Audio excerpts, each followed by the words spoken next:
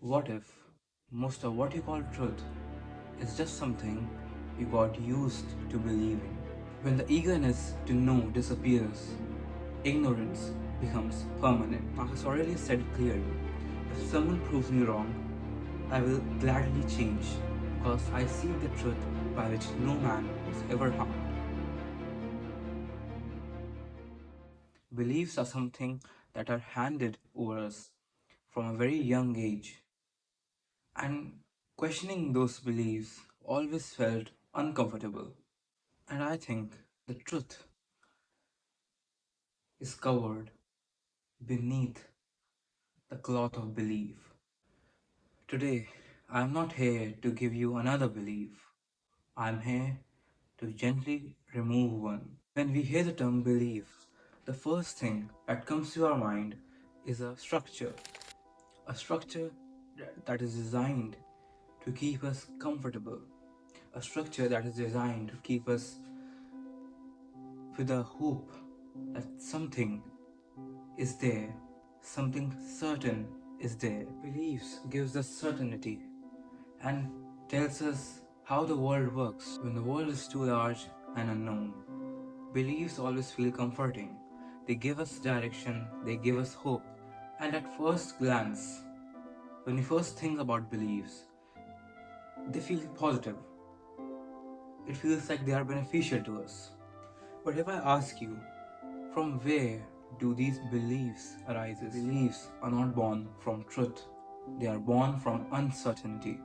It's a human tendency. When we see something uncertain, we always try to fill that gap with our imagination. Because that uncertain thing is something that we don't know about. And when we don't know about something, we feel afraid. We feel a sense of fear. So we, to comfort ourselves, try to fill that gap with belief. Now, that belief might be negative, and I'll explain you how negative belief also comforts us. For example, a ghost. Suppose you come back home after watching a horror movie, and when you were just about to sleep, you hear some noise in the kitchen. That noise could be made by anything, by a rat or by a cat or something else. But just because you came back home from watching a horror movie, your mind starts to exaggerate that situation and tries to convince you that something paranormal is happening. But in reality, that's just a small creature that made a noise. And once our mind convinces us, we start to believe that something paranormal is happening. Even educated people also fall in this trap. Even science rejects the concept of ghost, but we still believe that there is something. If we come back to the story, we heard a noise in the kitchen and our mind started to fill that gap. If you notice that, our mind has started to fill that gap with something. Because humans fear uncertainty more than anything else. Because the source of fear is itself uncertainty. We fear about the results because we are uncertain what would they be. And that applies to everything in our life. So if you look at the core, the beliefs are formed from uncertainty. And beliefs are imaginations most of the time. And as humans, it is our tendency to fill those gaps, to fill that uncertainty with stories, with ideas, with explanations. And sometimes filling those gaps is helpful.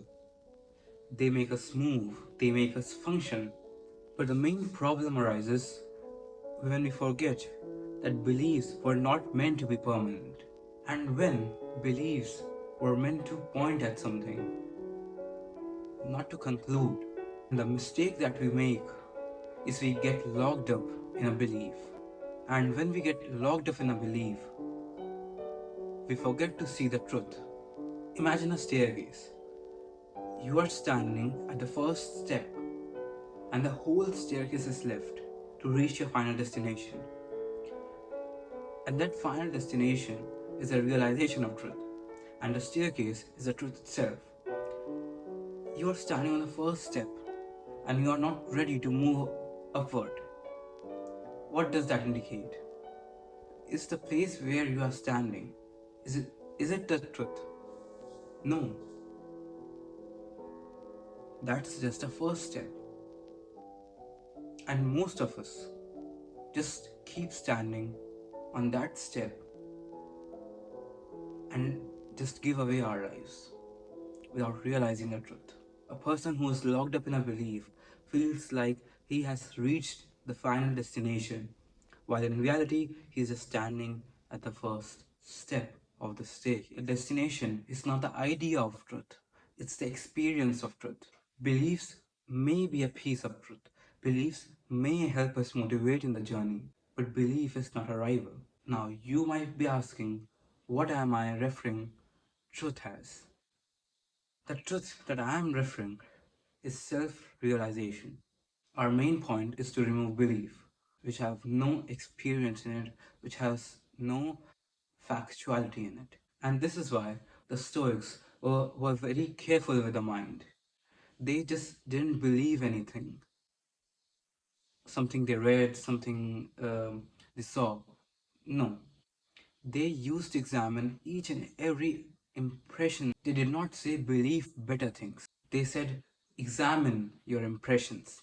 Reason for the Stoics was not just cold logic. It was a tool to remove distortion, to peel away that belief until the reality can be seen and experienced. Now let us talk about conflict. Most destructions in the world is not caused by bad intentions. It is caused by assumed certainty. And that assumed certainty is itself belief. For example, there are two persons, person A and person B. Person A believes X, person B believes concept of Y. Both of them believe in something, and that belief is not backed up by something. Person A has also mistaken belief for truth, and the same goes for person B. What do you think? What would happen when they encounter each other? Answer is quite simple: conflict. Because belief does not want to be questioned, it wants to feel protected. And then the ego would step in. And when the ego steps in, the outcome is almost the same every time. The most dangerous moment is not when a belief is challenged, it is when a belief is considered complete. And this is when curiosity dies. And when curiosity dies, the development stops. Because curiosity is the engine of human progress. When the eagerness to know disappears, ignorance becomes permanent. Plato understood this. For those who don't know Plato, Plato was a Greek philosopher and quite a known one. He gave us the concept of allegory of cave. In this, three humans are chained in a cave, watching their shadows on the wall.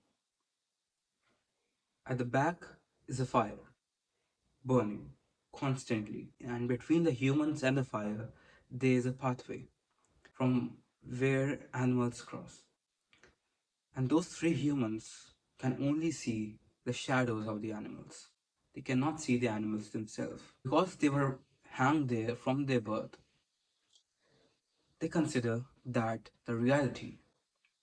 They think that shadows are reality. But one day, one of them gets out of the cave. And when he gets out of the cave, he saw sun, grass, trees, and everything. His mind was astonished, and he could not believe that this is reality, and considers reality as imagination. And when he returns to tell those people about the real world, what do you think they did? They mocked him, they made fun of him, because they felt threatened. and they were not ready to leave the cave because leaving the cave felt uncertain. And in this allegory, Plato was not attacking ignorance, he was attacking certainty without seeing. So, what is the solution? Not replacing one belief with another, because that would still mean being in the cave. When an impression arises, do not instantly say, "This is true." Ask, "Is this a fact or it's just my interpretation?" Replace certainty with examination. Do not borrow ideas and wear them like armor. Question them, sit with them, and be willing to drop them.